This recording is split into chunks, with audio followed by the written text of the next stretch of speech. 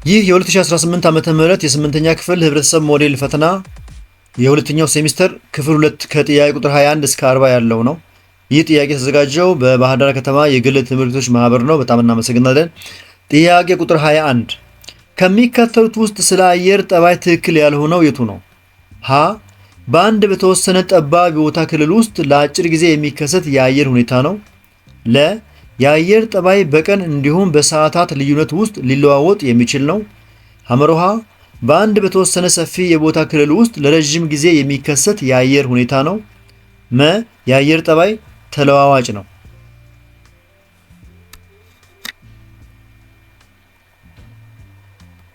መልሱ በአንድ በተወሰነ ሰፊ የቦታ ክልል ውስጥ ለረጅም ጊዜ የሚከሰት የአየር ሁኔታ ነው ካላችሁ ትክክል ነው። በሰፊ የቦታ ክልልና ለረጅም ጊዜ የሚከሰተው የአየር ሁኔታ የአየር ንብረት እንጂ የአየር ጠባይ አይደለም።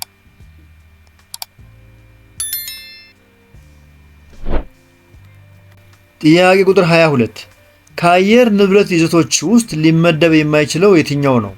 ሀ ልከ ሙቀት፣ ለ ጥዱፍ ውርድ፣ ሐመሮሃ ውሃ ዝለት፣ መ ቀላይ ሞገድ።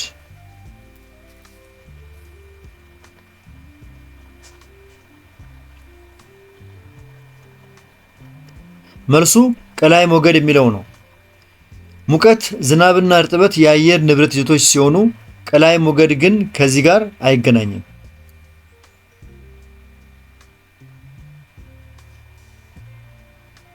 መልካም እንቀጥል። ላይክ ማድረጋችሁን ግን አትርሱ። አሁኑ ነው። ጥያቄ ቁጥር 23 ከሚከተሉት የካርታ መስፈርት አገላለጽ አይነቶች ውስጥ ትክክል ያልሆነው የትኛው ነው?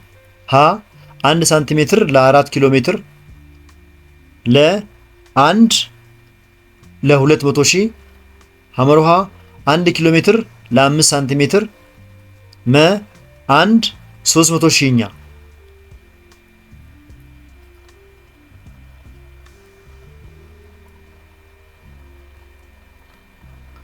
1 ኪሎ ሜትር ለ5 ሳንቲሜትር ካላችሁ ትክክለኛው መልስ ነው።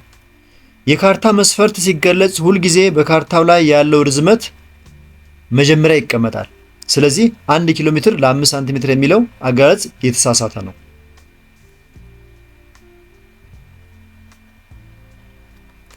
24ኛ 1 ሳንቲሜትር ለ1.5 ኪሎ ሜትር የሚለው ካርታ መስፈርት ወደ ወካይ ወይም ክፍልፋይ መስፈርት ሲቀየር ትክክል ያልሆነው የቱ ነው? ሀ 1 ለ15000፣ ለ 1 150 ሺህኛ፣ ሐመርሃ 1 ለ1 ሚሊዮን 500 ሺህ፣ መ 1 ሚሊዮን 500 ሺህኛ።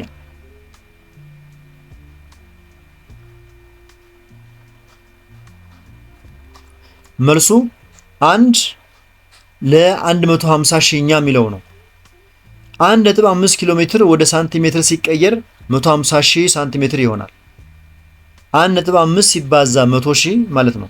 ስለዚህ ወካይ መስፈርቱ 150 ሺህኛ የሚለው ነው።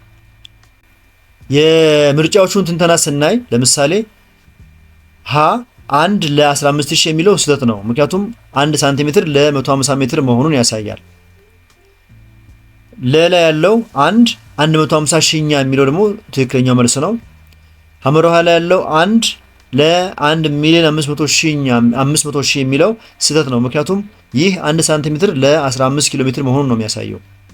መም 1 ሚሊዮን 500 ሺህኛ የሚለውም ስህተት ነው። ምክንያቱም 1 ሳንቲሜትር ለ15 ኪሎ ሜትር መሆኑን ነው የሚያሳየው። ስለዚህ ትክክለኛው መልስ 150 ሺህኛ የሚለው ነው። ስለዚህ ጥያቄው ትክክል ያልሆነው የቱ ነው የሚል ከሆነና አንድ መልስ ብቻ የሚጠበቅ ከሆነ ጥያቄው ምናልባት ትክክለኛው የቱ ነው ለማለት ተፈልጎ ሊሆን ይችላል በሚል መልሱ ቢ እንደሚሆን ነው። ነገር ግን እንደተጠየቀው ከሆነ ኤ፣ ሲ እና ዲ ሁሉም ትክክል ያልሆኑ ምርጫዎች ናቸው።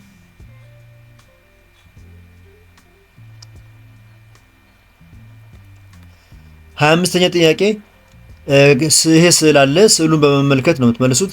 የካርታው መስፈርት 1 ሳንቲሜትር ለ4 ኪሎ ሜትር ቢሆን የሐይቁ የመሬት ላይ ጠቅላላ ስፋት ስንት ነው?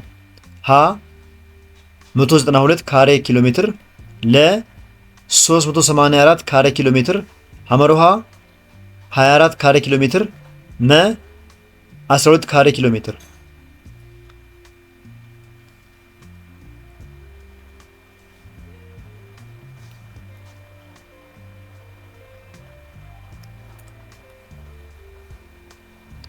ትክክለኛው መልስ 384 ካሬ ኪሎ ሜትር ነው።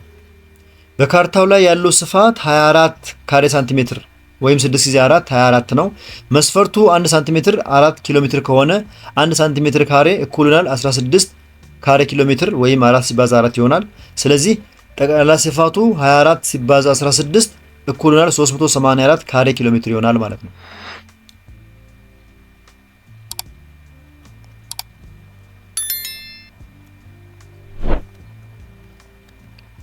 26ኛ ጥያቄ የሚከተለውን መረጃ መሰረት አድርጋችሁ ከጥያቄ ቁጥር 26 እስከ 28 ያሉትን ጥያቄዎች መልሱ ነው የሚለው። ይሄ መረጃ አለ። የፊዚዮሎጂካል የህዝብ ጥግግቱ ስንት ነው? በዚህ መረጃ መሰረት ሀ 30፣ ለ 40፣ ሐመሮሃ 20፣ መ 50።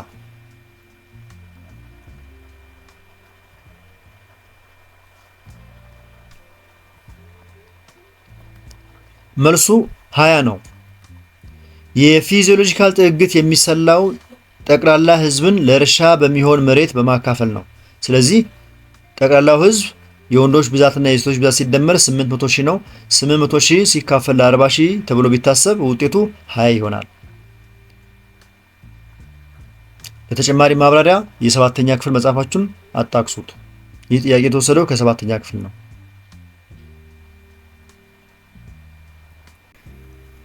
ጥያቄ ቁጥር 27 የተሰጠውን የስነ ህዝብ መረጃ መሰረት በማድረግ የግብርና ህዝብ ጥግግቱ ስንት ነው?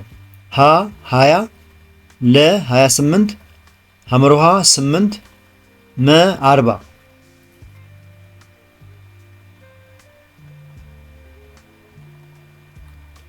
መልሱ 40 ነው። የግብርና ህዝብ ጥግግት ጠቅላላውን ህዝብ ለታረሰ መሬት በማካፈል ይሰላል። ስለዚህ 800 ሺህ ሲካፈል ለ20 ሺህ 40 ይመጣል። ስለዚህ የግብርና ህዝብ ጥግግቱ 40 ይሆናል ማለት ነው። ለተጨማሪ ማብራሪያና ገለጻ የሰባተኛ ክፍል መጽሐፋችሁን አሁንም ተጠቀሙበት። ጥያቄው የተወሰደው ከሰባተኛ ክፍል ስለሆነ። ጥያቄ ቁጥር 28 ግርድፍ የህዝብ ጥግግቱ ሲሰላ ስንት ይሆናል? ሀ 10፣ ለ 8፣ ሐመሮሃ 18፣ መ 20።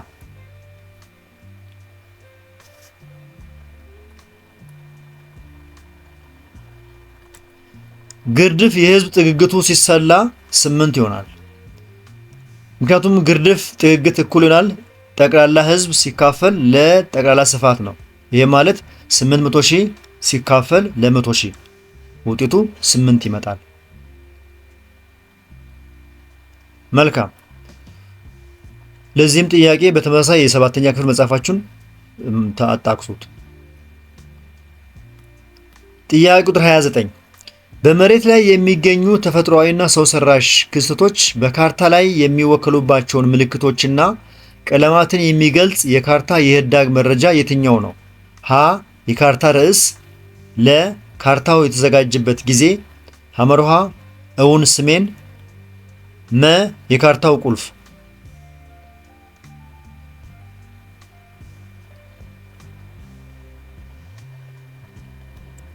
የካርታው ቁልፍ ካላችሁ ትክክል ነው። የካርታ ቁልፍ በካርታው ውስጥ ያሉ ምልክቶችና ቀለሞች ምን ማለት እንደሆኑ ያብራራል።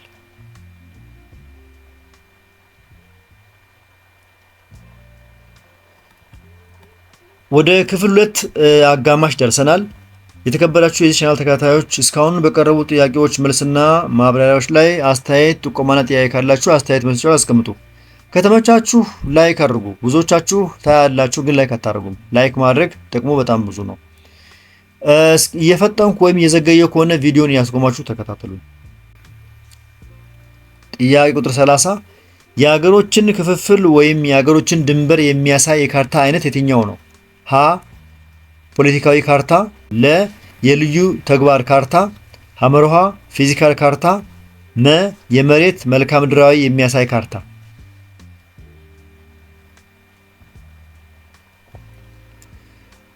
ፖለቲካዊ ካርታ ካላችሁ ትክክል ነው። ፖለቲካዊ ካርታ የሀገሮችን የክልሎችንና የከተሞችን አስተዳደራዊ ወሰን ያሳያል።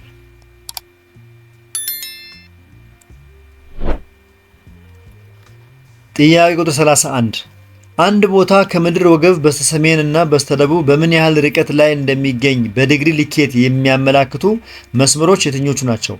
ሀ ቋሚ መስመሮች፣ ለ ግሪንዊች መሪዲያን፣ ሐመሮሃ የምድር ወገብ፣ መ ተጓዳኝ መስመሮች።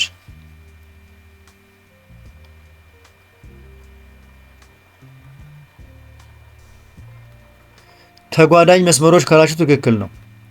ተጓዳኝ መስመሮች ከምድር ወገብ ጋር በትይዩ የሚሰመሩና የሰሜን ወይም ደቡብ ርቀትን የሚለኩ ናቸው።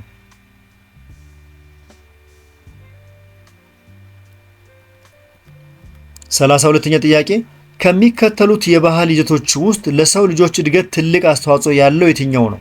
ሀ ምልክት፣ ለ ቋንቋ፣ ሐመሮሃ ሃይማኖት፣ መ ባህላዊ እሴቶች።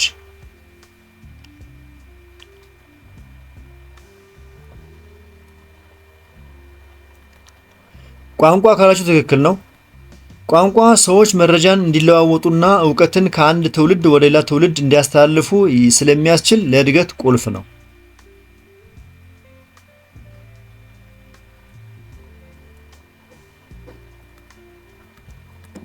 ጥያቄ ቁጥር 33 በአንድ ህብረተሰብ ውስጥ እልልልልል ማለት ደስታ መኖሩን ሲያመላክት፣ እሪ ወይም ኡ ማለት ሐዘን ወይም ችግር መኖሩን የሚገልጽ ነው።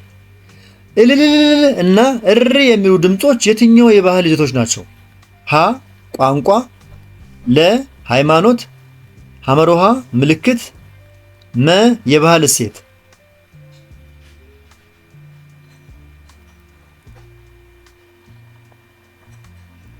ምልክት ካላችሁ ትክክል ነው። እነዚህ ድምጾች በህብረተሰቡ ዘንድ የታወቁና የተወሰኑ ትርጉም ማለትም ደስታ ወይም ሐዘን ያላቸው ምልክቶች ናቸው።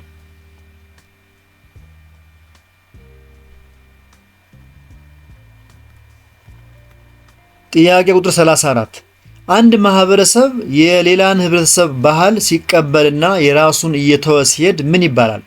ሀ መመሳሰል፣ ለ መዋሃድ፣ ሐመሮሃ መወራረስ፣ መ ፈጠራ።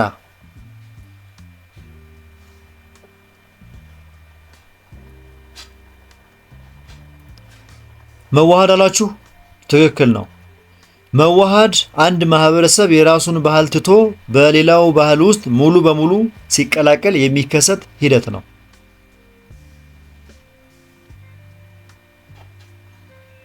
መልካም። ወደ ጥያቄ ቁጥር 35 ስንሄድ ከሚከተሉት ውስጥ ከመጀመሪያ ደረጃ ምጣኔ ሀብታዊ እንቅስቃሴ ውስጥ የማይመደበው የቱ ነው? ሀ ግብርና፣ ለ የማዕድን ቁፋሮ፣ ሐመሮሃ የአሳ ማስገር፣ መ ማኑፋክቸሪንግ።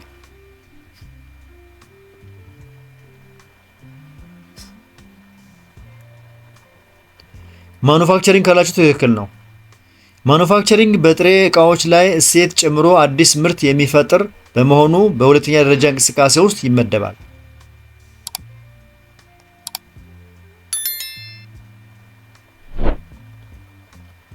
ጥያቄ ቁጥር 36 ምርቱ የሚመረትበት ዓላማ መሰረት በማድረግ የግብርና ተግባራት ዳሽ እና ዳሽ ተብለው ይከፈላሉ። ሀ ጎርፌ እርሻ ግብርና እና ክብካቤ እርሻ ግብርና፣ ለ ሰብል ገበያ እና መቆያ ግብርና፣ ሐመሮሃ የአዝርዕትና የከብት እርባታ ግብርና፣ መ የአዝርዕትና ድብልቅ ግብርና።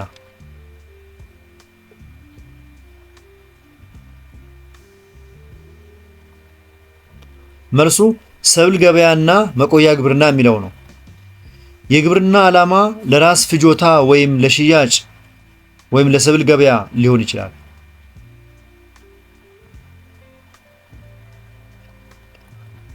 ጥያቄ ቁጥር 37 በዓለም ላይ ከሚመረተው የአሳ ምርት 1/10ኛው መጠን ያለው ምርት በጥቅም ላይ የሚውለው በዳሽ ነው። ሀ እስያ፣ ለ አውሮፓ፣ ሐመሮሃ በሩሲያ፣ መ ፔሩ።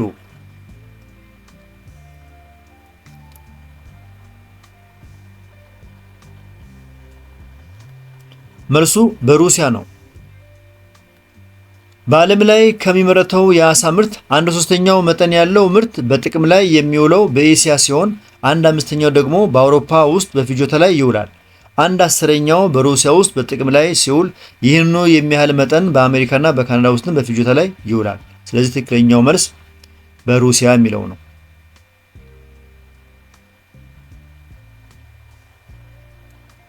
ወደ ጥያቄዎቻችን ማገባደጃ የደረስን ነው። ጥያቄ ቁጥር 38 ከሚከተሉት ውስጥ ስለ ዘመናዊ ማኑፋክቸሪንግ ኢንዱስትሪዎች ትክክል ያልሆነው የቱ ነው? ሀ ከፍተኛ መጠን ያለው ምርት ማምረት፣ ለ ከፍተኛ መጠን ያለው ካፒታል መጠቀም፣ ሐመርሃ ከፍተኛ ቁጥር ያለው ሙሉ በሙሉ የተሰለጠነ የሰው ኃይል መጠቀም፣ መ የተወሰነ የሰው ጉልበት በመጠቀም የዕደ ጥበብ ውጤቶችን ማምረት።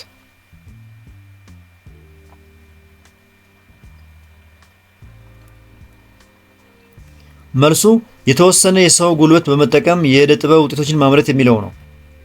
የዕደ ጥበብ ውጤቶች ማምረት የባህላዊ ወይም የጎጆ ኢንዱስትሪ እንጂ የዘመናዊ ማኑፋክቸሪንግ መገለጫ አይደለም።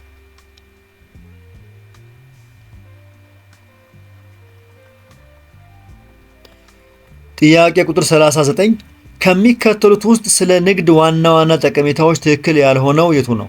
ሀ የሰው ልጅ ፍላጎቱን ለማርካት የሚያስፈልጉበት ነገሮች በገበያው አማካኝነት ማግኘት ያስችላል። ለ አገሮች ጥራት ያለው ምርት እንዲያመርቱ እና ተወዳዳሪ እንዲሆኑ ያደርጋል። ሐመርሃ የእውቀት የክህሎትና የቴክኖሎጂ ሽግግር በአገራት መካከል እንዲኖር ይረዳል። መ ዝቅተኛ ምርት ከተመረተበት ወደ ከፍተኛ ምርት በማቅረብ ትርፍ ለማግኘት ያስችላል።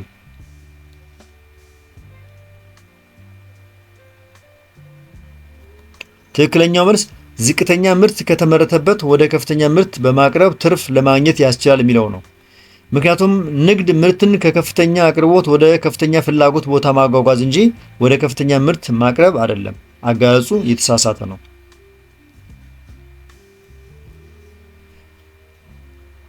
ወደ ክፍል 2 የመጨረሻ ጥያቄ ስንመጣ ጥያቄ ቁጥር 40 እንዲህ ይላል።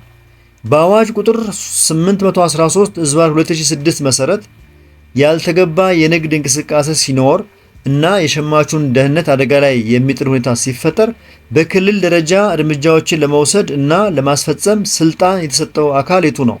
ሀ የንግድና ኢንዱስትሪ ሚኒስቴር፣ ለ የንግድና ገበያ ልማት ቢሮዎች፣ ሐመርሃ አምራቾች፣ መ የፌዴራል ንግድ ቢሮ።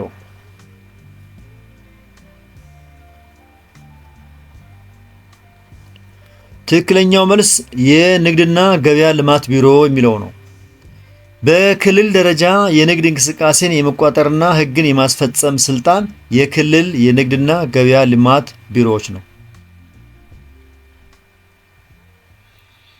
የተከበራችሁ የዚህ ቻናል ተከታታዮች እስካሁን በቀረቡ ጥያቄዎች መልስና ማብራሪያዎች ላይ አስተያየት፣ ጥቆማና ጥያቄ ካላችሁ አስተያየት መስጫው ላይ አስቀምጡ። ከተመቻችሁ ሳትረሱ አሁኑ ላይክ አድርጉ። ሌሎቹ እንዲያገኙት ከፈለጋችሁ ሼር አድርጉላቸው። በዚህ ቻናል ላይ የ8ኛ ክፍል ሞዴልና ሚኒስትሪ ጥያቄዎች በብዛት ስለሚገኙ እነሱን በቀላሉ ለማግኘት ቻናሉን ሳብስክራይብ አድርጉ። የዚህን ጥያቄ ፒዲኤፍ ከፈለጋችሁ ቴሌግራም ቻናላችን ላይ በመግባት ሃሁ ቲዩብን ጆይን አድርጋችሁ እዛ ላይ ታገኛላችሁ። እንደ ማጣቀሻ ትጠቀሙበታላችሁ። በክፍል 3 ከምንገናኝ መልካም ጊዜ